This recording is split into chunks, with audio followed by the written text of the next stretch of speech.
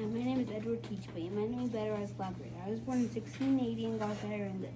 I grew up in Bristol. My parents are Edward Thatch and Elizabeth Thatch.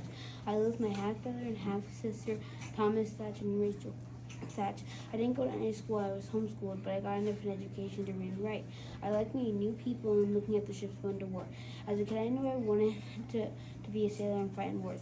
My dad never believed I could do it, so I tried to prove him wrong. But I grew up very poor and couldn't go to any school that would help me learn. My parents got divorced, so I moved with my mom.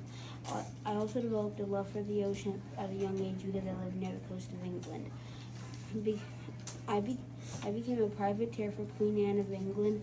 When I was older, I fought in the Navy from 1702 to 1713 in the War of the Spanish Succession. After working for Queen Anne, I assisted Benjamin Hornigold on the ships near Jamaica. I studied fighting techniques and how to navigate and sail the vessels. After working for Benjamin Hornigold, I got my ship's crew and turned to the piracy after serving for a privateer for Queen Anne's War. I captured the French ship La Concorde on November 28, 1717. I renamed it Queen Anne's Revenge. I operated in the 200 men. I then blockaded the Charleston, South Carolina, and ransomed the ports and inhabitants.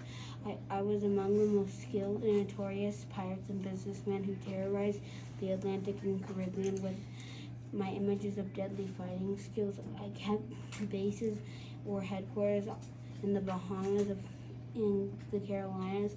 I lived on the current-day island of Nassau, where I became a magistrate of the privateer Republican. I married Mary Ormond in 1718. We had one child.